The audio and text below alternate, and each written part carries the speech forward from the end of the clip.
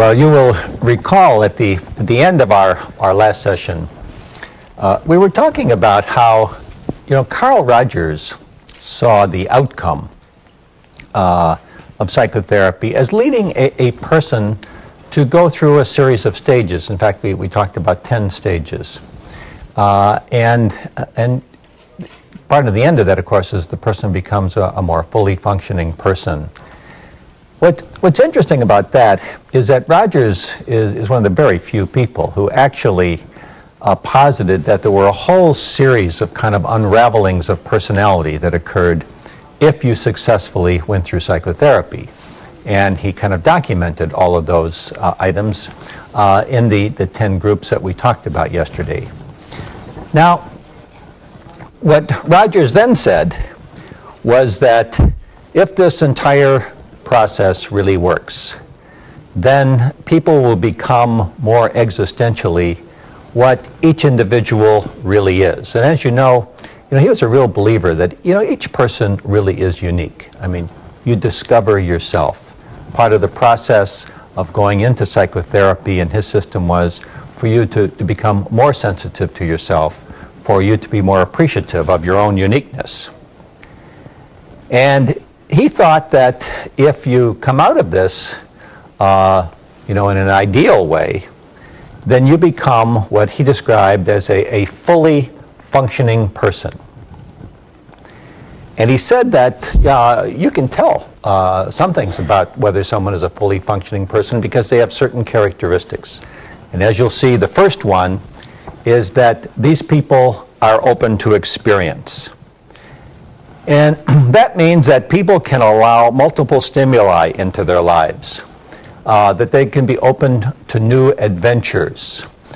And so this is the person that because there's almost a flood of stimuli coming into their life, they don't panic about it. Instead, they're very appreciative that life is complex, that in many ways this is an exciting time. Look at all the things that are happening to me. That this is a very positive sign you see in the emerging person. Then he said, these people are characterized by existential living. And by this, Rogers meant that people allow new experiences to occur without individuals having to stipulate that the experience is really familiar to them by likening it to another experience. In other words, the individual is truly present-centered. Now, you've probably seen this happen in any number of times with people, that something somewhat unique happens to someone. Now, in theory, you might say to yourself, that's great, it's good to have new experiences. There are many people who actually get very frightened about something that they have not experienced before. And so they want it to be like something they previously experienced. And so they will say things like, oh, well, that's just like. And some people are almost compulsive about it, no matter what you tell them. I mean, if you tell them something exciting happened to you today, you say, let me tell you what happened. And just as soon as you get done, the person is saying, oh, well, that's just like such and such. And first of all, you'll probably be disappointed yourself that the person reacted that way because you realize, no, they don't understand. This was an adventure for me. This was something new and exciting. I mean, it's interesting even if you take existential experiences in your life. If you've ever seen the Alps. The Alps are extraordinarily beautiful mountains. And if you've been to Switzerland or Italy and seen the Matterhorn, I mean, if you see the Matterhorn, which is this magnificent Alp, and your first thought is it's just like Colorado, you didn't see the Matterhorn. You missed the experience, because when especially if you're driving, like there's a road from Cervino in Italy that comes up to the Matterhorn, and you come around this bend, and suddenly in front of you is this magnificent snow-covered mountain, unlike anything you might ever have seen. And the choices are to realize, my goodness, this is magnificent. I mean, what an exciting thing to see. Rogers would say that's what the existential person would see. I mean, they'd realize, I have not seen anything like this before. It is wonderful. The person who can't handle that newness, who suddenly realizes there's something in life I've not experienced before, there's something I'm not familiar with, is the person who says, oh, that reminds me of, someplace in Colorado, or it reminds me of, some mountain I saw in Norway. In other words, they have to immediately make it familiar. And he was saying, if you're really an emerging person, you kind of thrive on being able to accept newness in your life. In fact, you realize you're growing because of that. Now then he said, such emerging persons trust their organisms.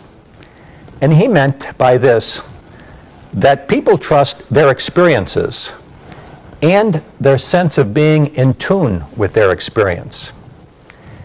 And this, by the way, doesn't mean that a person is always right. It does mean that the person has a certain faith that what they believe they are experiencing is likely to be accurate. So, it's possible that somebody might meet a unique person, might find this other person, really exciting, and they would trust that the person that they have just met really is exciting, really is different, that this is a real find for them. And they wouldn't have to liken this to other things. Then he says that these people also are creative. And Rogers thought that a person who is fully functioning would reach out for new experiences. That this is a person, who would wander along new paths with a sense that there would be adventure, and that adventure would lead them to further growth. So, Rogers' view then of this emerging person is once they reach this stage, that not only are they open to new experiences, they actually eagerly look for them, and they recognize them, and they're comfortable with them. And then he posited that they lead richer lives than other people. And he didn't necessarily mean that life would be easier. In fact, he posited that the truly mature person takes risks. And so they may experience pain occasionally, and they may be forced to face certain challenges courageously. If we take the example I just used, someone meets a unique person, and let's say our person begins to love this other person and really seeks a very intimate relationship with the person. Now, Rogers would say, all of that may be accurate. That is, you may have recognized this is a wonderful person, different than anybody I've known. And it may be a wise thing to seek an intimate relationship with that person. And you may do so, but it may turn out the other person can't reciprocate for perhaps some very complex reasons. They're not ready for the relationship. They're already investing themselves in some other relationship, etc. So you experience great disappointment. And what Rogers wanted to point out is in an emerging person, while the person is experiencing great disappointment, this was not a bad decision. This was not a bad choice. In fact, the sensitivity of the person allowed them to recognize this individual that I've just met is wonderful. And it would be a very nice thing if I could have a really intimate, important relationship with this person. The fact that it doesn't work out that way is not a sign the person made a bad choice. Rogers would see that as that's part of the existentiality of life, that these things sometimes happen to people. Now, there was an interesting development in Rogers himself as his theory became more accepted. And that is that he started coming in contact with a wider and wider range of persons. And he wasn't just seeing clients who were coming for psychotherapy, but now he was seeing people who were well functioning. And these were people who came and they felt they needed changes in their life. And so he referred to these people as emerging persons. They already had many of the qualities that we've just mentioned. And he said that, and by the way, some of these people might be, corporate executives who want out of organizational lives. They may realize that I've kind of done what I can do for this organization, and I'm no longer happy or pleased with what I personally am doing. Excuse me. And or he also saw this. He did a lot of work with religious people, and he saw like in ministers, priests, and nuns who were going to leave religious life. That is, they're going to stop being ministers and priests and nuns. And he felt that for these people, it wasn't that they had failed in the role that they had, but rather that they had kind of realized that they had gone as far as they could go in this particular life. And if they were to grow more, to become more human, as he would put it, they were going to have to leave the life they were in so they could live more fully in another kind of life, and so that they could find greater meaning for themselves. He also thought, of course, that this happened with lots of women and minority group members who decided that society had caused them to be too passive and had set limitations on them. And it was time to break out of that. And so they would break out of that, and they would try new things. In the case of many women, they became much more assertive. They gave up that stereotype that they shouldn't be allowed to express whatever it is that they're seeking. So he saw these characteristics as being very positive. And he said that if these people are really flourishing, that is, if the emerging person is really flourishing, you will also see the following characteristics. He said, such people are open and honest. And by this he meant that they're not frightened about who they are. They're not frightened about their sexual relationships. They're not frightened about their dealings with others at whatever level of intimacy it might be. These are also people who believe that institutions exist for people. People don't exist for institutions. And of course, that's a conflict you can see in the description I just gave, why people might have to leave a religion. In the sense that sometimes religions get so rigid, they think that the religion exists and people should exist for the religion, rather than realize, no, a really creative religion exists to help people to grow, to help people to become better people. Then he said, emerging people are indifferent to material comforts and rewards. And the main issue here is that people attempt to relate to others in an egalitarian way, rather than to use facades to gain dominance. So it doesn't matter if you're an emerging person, you want to try to meet people wherever they are, that is, at whatever level they're at. So you don't let titles get in the way, you don't let money get in the way, you don't let status get in the way. Instead, you become indifferent to those kinds of things. And it is interesting, you even see in some people who achieve great levels of wealth. I mean, one of the experiences of some very mature people is they realize how artificial that is, and you find people giving away great deals of money as they recognize, I will not have a meaningful life if I don't take the gifts that I've gotten and make a real change. Then he said, emerging persons are caring persons.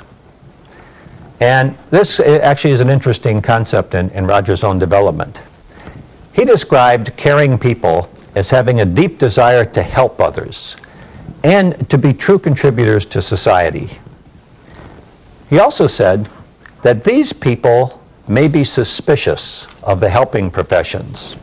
That is, people like who become psychotherapists or drug counselors because they earn a livelihood by helping others.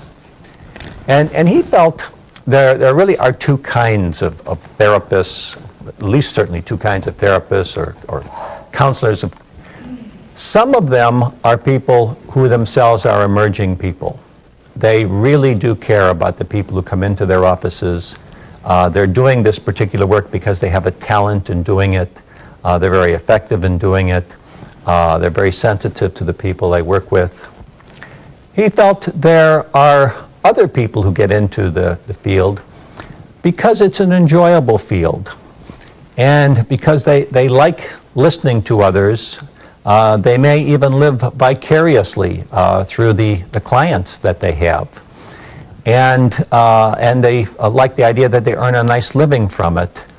But they're not mature enough themselves that they would ever bring their client to a high level of being the type of emerging person that Rogers is thinking of.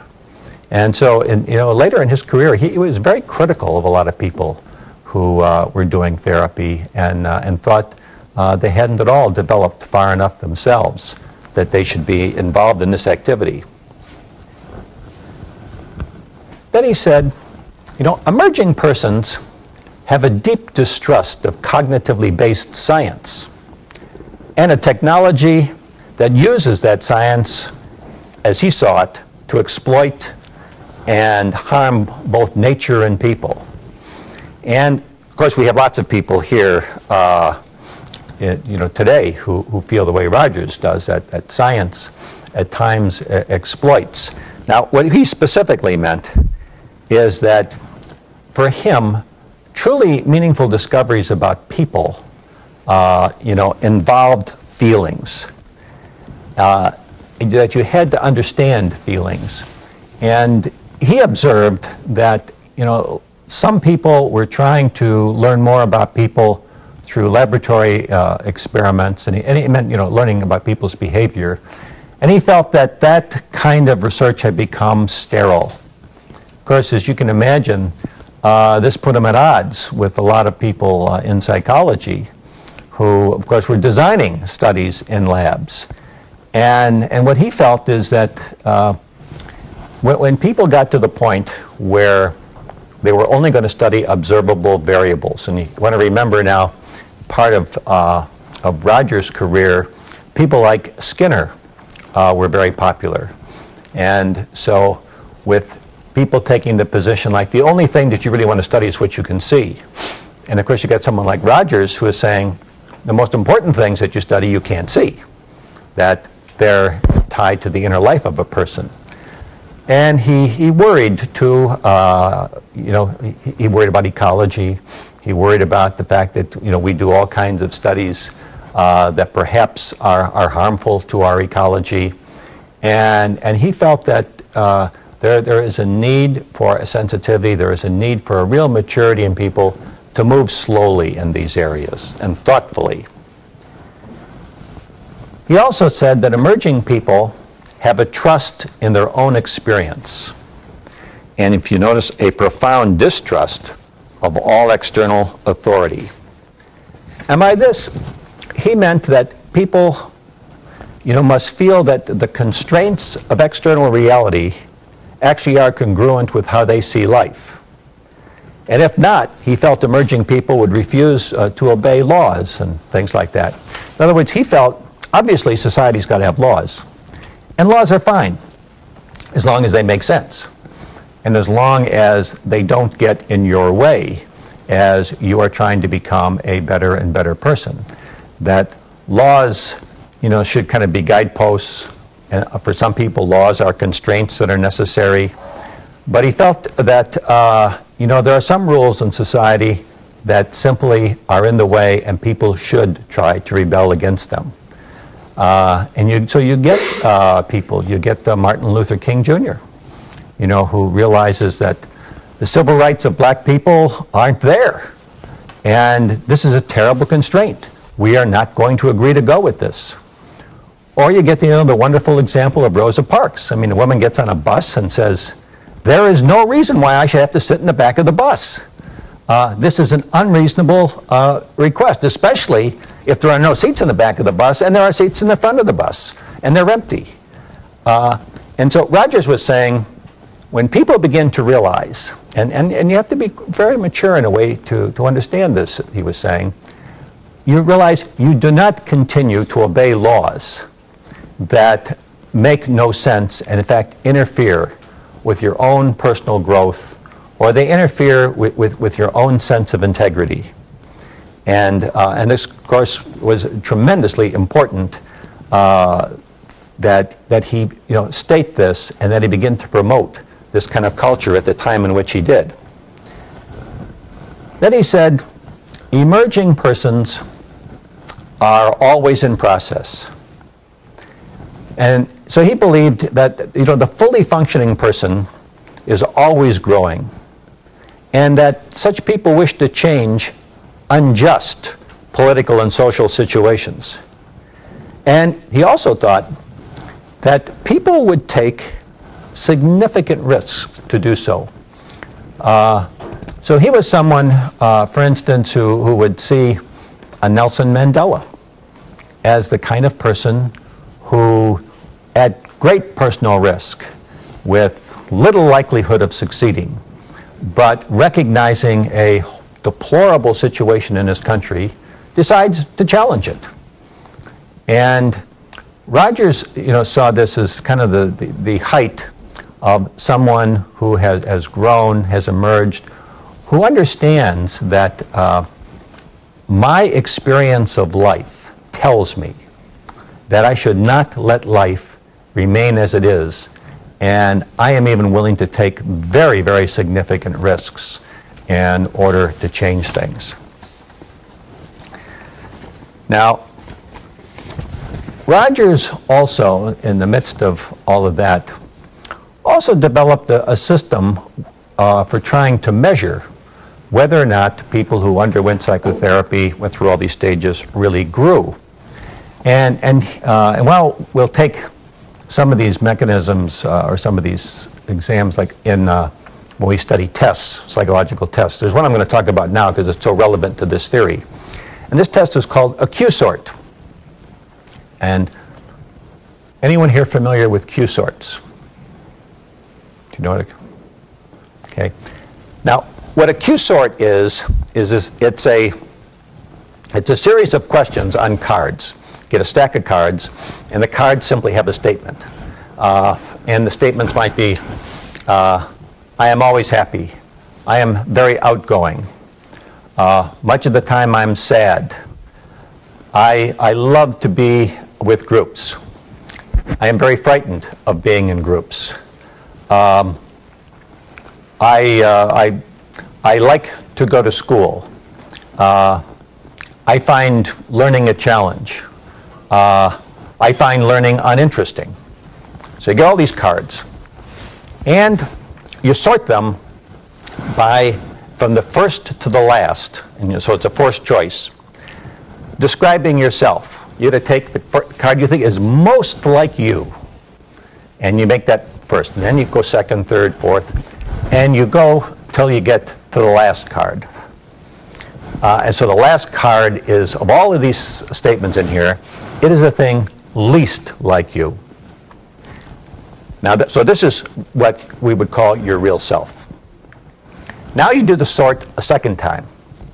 Only this time you sort according to what you think would be the ideal that you would like to be. So you sort the cards again. Only then the second time here now, you put the very first one is the thing you would most like to be.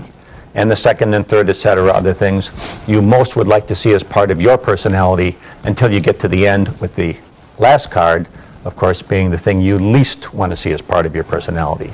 Now, what happens is that if there, and of course, for someone entering psychotherapy, there's going to be a discrepancy between these two tests. In other words, the real self that you have presented and the ideal self that you have presented will be different. However, the big question is like, how different? How discrepant is the ideal self from the real self? The more discrepant it is, probably the more troubled a person is, and probably the more difficulties a person has, and perhaps the longer someone is going to spend in therapy. But Rogers felt that one of the ways you can even measure whether progress is going on in therapy is, after a while, have the person do the Q-sort again.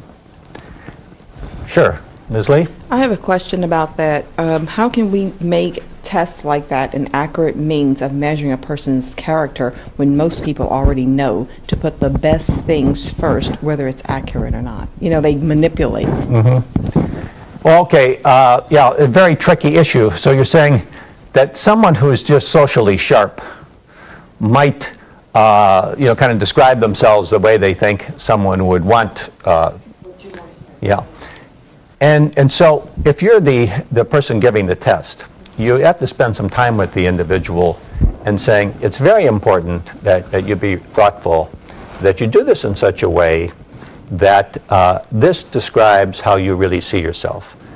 Now, and remember, you would be doing this perhaps, with a therapist that you've come to like, and you have come to therapy, and you do want this person to know you. And also, when you describe your ideal self, part of what you're communicating to that person is, this is how I would like to become. Now, your question is interesting because what actually happens is after therapy goes on for a while, let's say you do it again, the real self will probably change somewhat. That is, the person will say some of the things that they think are not like them have now become like them, and they're desirable traits. They've moved up in this. But the interesting thing sometimes is the ideal changes too. That the person, the individual thought they wanted to be, they're discovering maybe that isn't quite the way I want to be. And so that changes too. And so sometimes you get a kind of a merging that not only are you changing in your experience of yourself, but also you're changing in seeking to be someone else, and these two are getting closer and closer. And of course, these never totally merge, but the more you become like your ideal self, the more satisfied you are, and of course, the more likely you are then to take risks and to do things that need to be done. Now, there's lots more to Rogers, but we're not going to have time for it in our class, so I'm just going to suggest that when you take personality theory, that you look into Rogers, or when you take a class in psychotherapy, because he's a very interesting man, and his own development was very interesting. Now, I'm just going to take a moment, but I want you to know that there's, we have talked several times about various ways in which, people go through stages. And our stages have pretty much been kind of age-related. That is, the little child goes through a certain stage, and then the adult goes through a certain stage, or the adolescent goes through a certain stage, and eventually the adult goes through a certain stage. But there was a theorist, Abraham Maslow, who came up with a hierarchy that actually is somewhat different. Maslow developed the pyramid that you see before you. And Maslow was also seen as an existentialist. He was seen as kind of in the person-centered school that we would describe Carl Rogers being in. But the difference in his phases or stages is that they weren't so age-related. For example, in this model you're looking at now, the first stage, the physiological stage, that's the beginning of life. And what he posited was that if you are experiencing hunger or thirst, or you're cold, you have a need to be warm, that those needs become paramount in your life. You can forget about everything else. That for most people, when they are very hungry, that is, they're starving, or they're very thirsty, or they're in need of warmth, that they will not be thinking of anything else. Now, if you really relate this to children and to infants, of course, it's really easy to understand. I mean, when kids are hungry or thirsty, they just scream. I mean, they're very primitive about it. There's no question that this is what's important. Or if they've gotten cold and they need to have a little blankie on them or to be held by you. I mean, kids do that. And that's kind of our stereotype. But what really happened in Maslow's case, Maslow says, this can happen at any time in your life. For example, if you're a tribesman out in the desert and there's been horrible storms, and there's blight, and there's no food, and there's temperatures, in the 120s, and you can't get to water. Your concern is not going to be about anything else other than those basic needs. In other words, your focus is going to be on staying alive, on taking care of these basic needs. And what he posited is it's terribly important that you take care of basic needs. And it doesn't matter at what time in life that's going on, but these come first. He said if you observe people, this is what comes first. Now, once then that kind of basic level is satisfied, that is, you're not starving, you're not all worried about food, etc., then he said the very next level that takes place are safety needs. And you'll see this in our hierarchy here. And safety needs referred to things like you have to have a sense of security, you need to feel protected. He thought people needed a structure for their life. So he saw laws as being important in a very basic way. He thought that order was important. He felt people needed to know what were the limits that were being placed in their life. And he also felt that people needed a freedom from fear, a freedom from anxiety, a freedom from chaos. And that as that structure developed, it then gave people freedom to move on to other levels.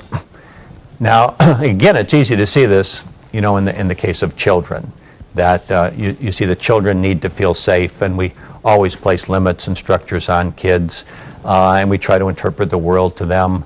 And what Maslow said was that adults live in the same kind of world, and depending on whether the laws are good, and as we know, things are arbitrary. I mean, we look at what's going on in Iraq right now, and we as a country have decided that the laws in Iraq are not good laws, so we're going to change them.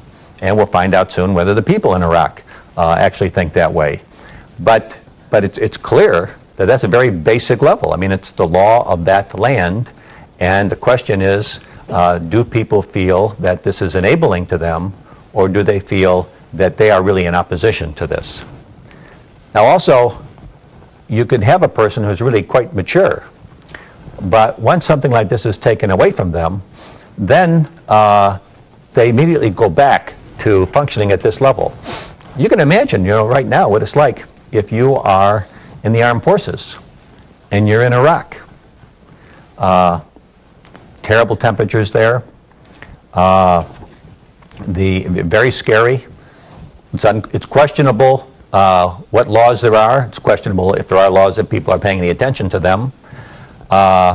Your life is in danger if you're, especially if you're in the infantry or you're in some of the frontline troops in the armed forces. So what are these people thinking about? They're thinking about their own safety. They may not have been thinking about their own safety for a long time. It really may have been a non-issue. First of all, they may not have even been in the armed forces. It may have been that they were in the reserve, that outside of going away for a couple of weekends a year, I mean, the idea of the military really wasn't on their minds. The idea of war was certainly not on their minds. Now, they're in a terribly unsafe environment. And what Maslow would say is that takes over.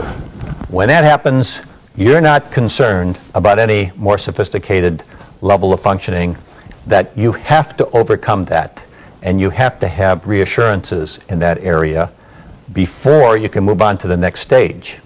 And as you can see, now in this kind of a stage format, age becomes pretty irrelevant.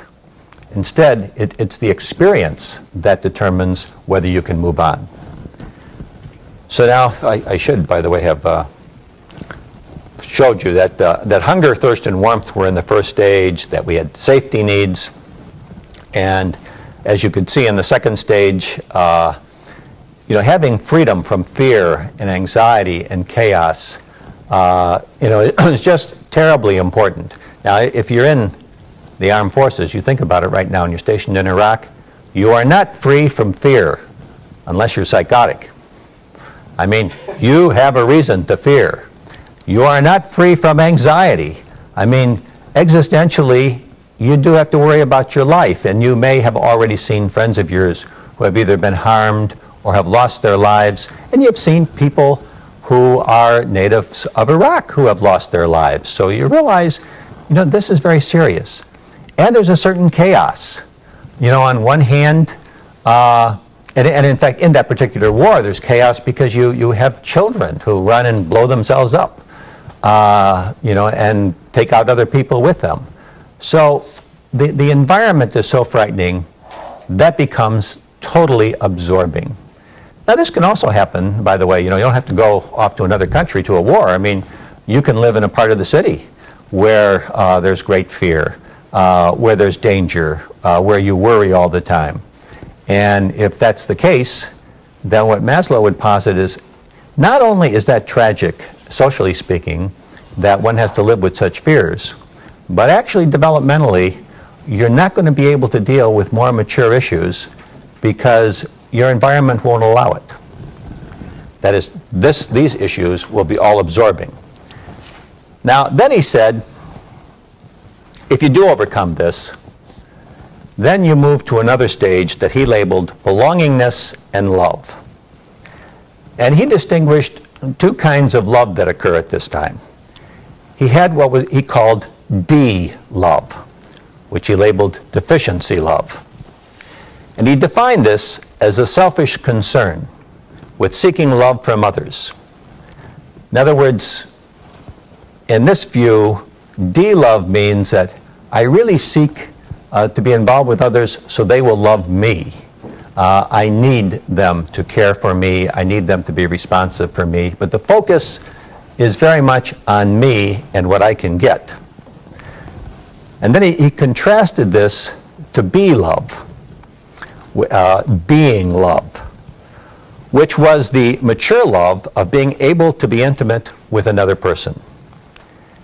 And he said that be-love was only possible when the first two items in our hierarchy had been satisfied.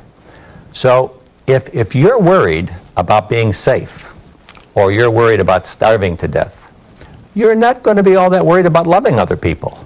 You're not even going to be worried about people loving you. But especially you're not going to be concerned about loving other people because your psychic energy is just simply going into trying to find a place where there's not chaos, where there is warmth, where there is safety. And so he felt in order to get into this kind of level of life, no matter what your age, you had to have those other basic things satisfied. Now, then he said the next thing that happens is esteem becomes important. That is, if you feel loved, you feel you can love another person, you're eager even to love other people, to give to them, then you do become concerned about how others evaluate us. And he said there really are two types of esteem needs. One is based on others' respect for your competence, or for your independence, or other people's respect for your accomplishments. And then he said there are also esteem needs based on others' evaluations of us. And Maslow saw the intense search, for instance, for fame or recognition by others as a lower form of esteem. That is, if what you're trying to do is get other people to evaluate you, or you're trying to, get yourself involved with people who are famous, or you want to be famous, he saw that as a beginning level of esteem. He felt the more mature person has esteem based on one's aspirations of oneself. And by that he meant that real mature self-esteem is that you feel that you are seeking and becoming the person you would like to become. That is, that you have made some very personal decisions about yourself, that you've thought about what you would like to achieve, and so you're going in the direction of becoming the person that you want to become, and you like it. You feel good about yourself. Now he said, if all of those things are resolved, and only if those things are resolved, do you get to a level called self-actualization. And self-actualization involves a couple of cognitions you can see here. the first thing you want to know, though, about this is that for Maslow, self-actualization meant you became the person that you aspired to be. And that meant that you had a considerable amount of self-knowledge, that you knew things about your talents, you knew things about what you wanted to be, and those were realistic, that you actually could become the person that you wanted to be. And then he said, there are certain things that happen to people who are self-actualized. And that is that they have what we call peak experiences. And he started off by saying, you know, you can't always be in kind of a heightened state of excitement and lovingness and feeling open, you know, to the world. But if you are the kind of person who has the capacity for really being open, then you will have moments where you have peak experiences. It might be that you're, often it's just people describe things like, if you ask them, have you ever had a peak experience? And someone may say, well, you know, I was sitting with this very important person and we were looking out on the lake, and suddenly, you know, we recognized that we both felt very peaceful. I just felt wonderful. I felt this is how life should be. I thought the lake looked beautiful. I thought this person was beautiful. I just felt wonderful.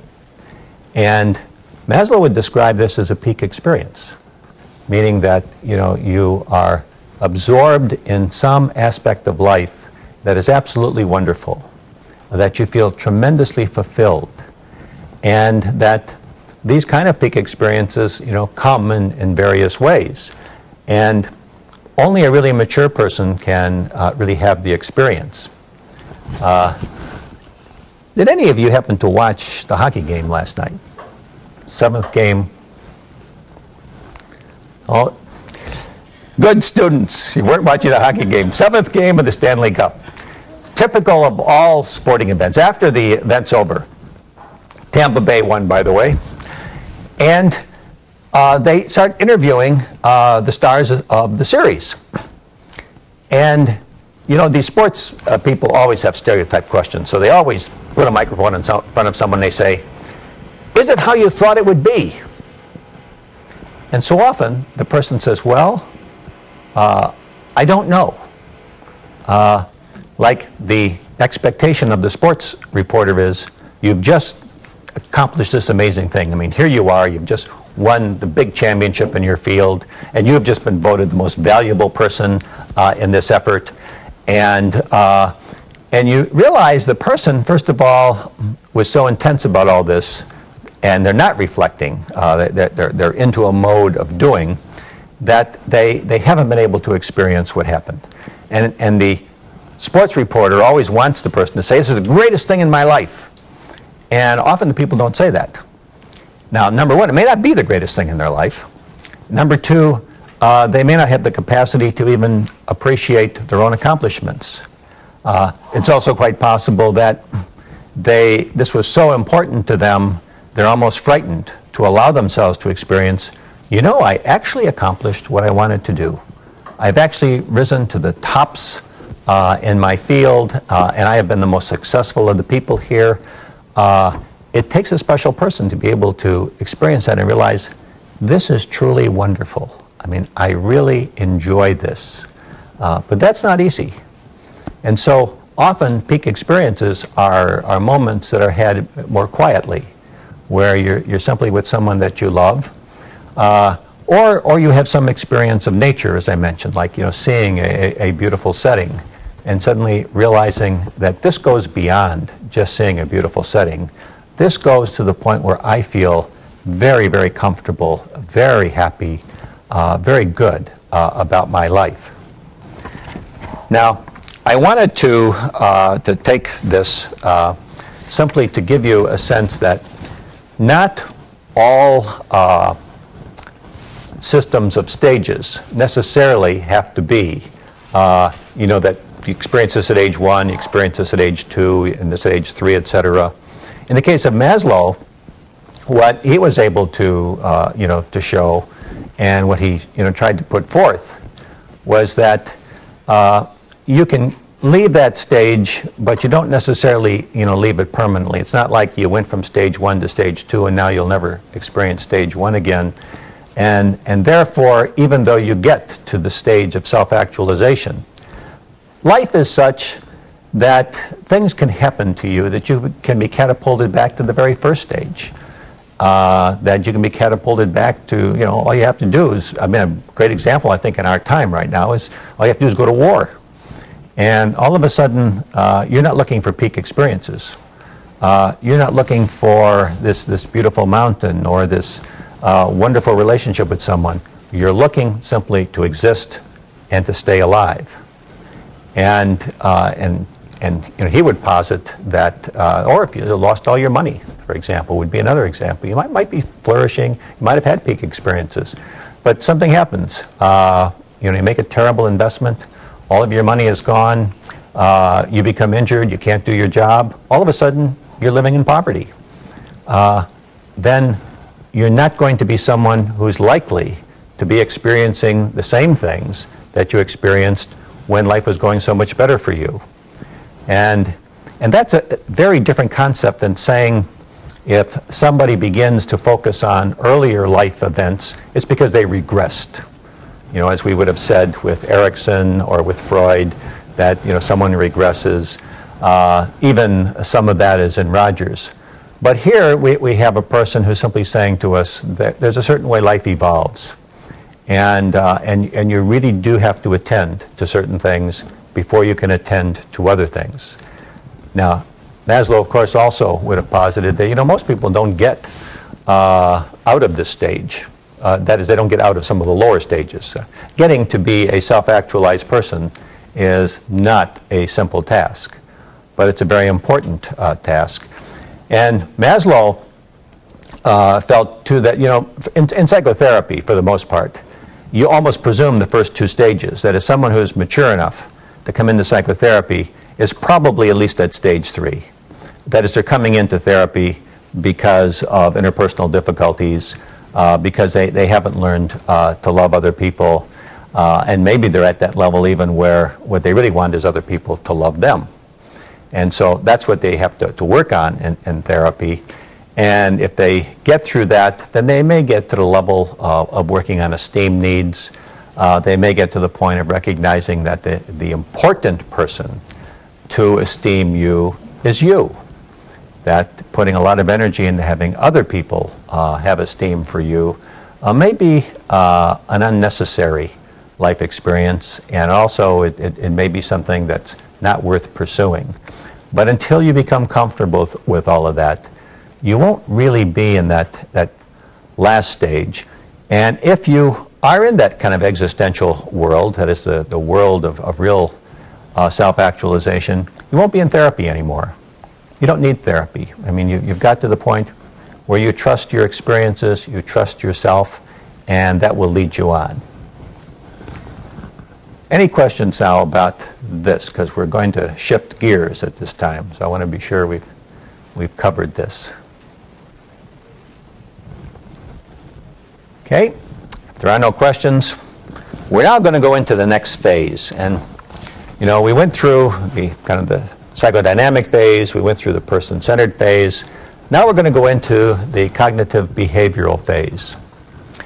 And the cognitive behavioral phase, is preceded by, its very beginnings in many ways we think of as coming with Skinner, although, some might take you back to Pavlov and others. But when Skinner started, bringing his theory forward, he took the position that psychology is a science. And all this nonsense about, focusing on someone's internal life is a waste of time, because he felt we can't measure it, we can't see it. He took the position if you can't measure it and you can't see it, it's irrelevant. So life became very simplistic for psychologists. They began only looking at behavior that you could observe, and then they also began looking at ways to change behavior that you could reinforce, that you could manipulate, that you could either get rid of certain behaviors or you could create certain new behaviors, but the whole focus was on what you could see. And so after we've gone through these theorists now where incredible investment has been made on one's internal life, we suddenly have this dramatic shift. And we have people talking about, forget about the internal life. It's really not relevant. Now the complexities here are as follows. Psychology during this time was trying harder and harder to establish itself as a science, and clinical psychology in particular. Even other psychologists didn't think clinical psychologists were scientists. And if you recall when we were talking about all these national conferences, I kept saying, the one thing that comes up in every national conference where psychology asks, should we continue to train our people as scientist-practitioners, the answer always turns out to be yes, that psychology is unique because people are scientist practitioners. Well, clinical psychology has always been somewhat suspect, and you'll see as we go through a lot of other studies why that is. But at this particular time, psychologists were looking for a way in which to establish scientific credibility. Some of that goes right up till today, as you will see when we talk about other theorists.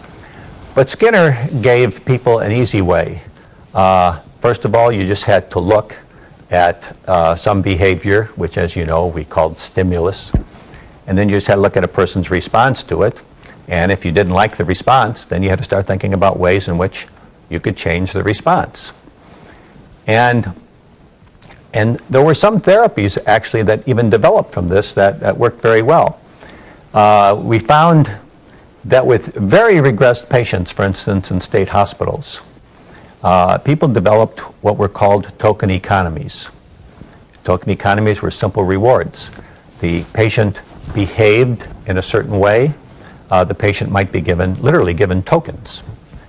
And the patient could then take those tokens and go to the store in the hospital, and that would allow them to purchase things. They could purchase some M&Ms, or they could purchase some clothes, or they could purchase whatever they would like. So the focus became that if you simply take the stimulus, like this patient is not behaving on the ward, and then you tell the patient, you really should behave another way, and you try to show the patient how to behave another way, and the patient does behave another way, you reward that behavior.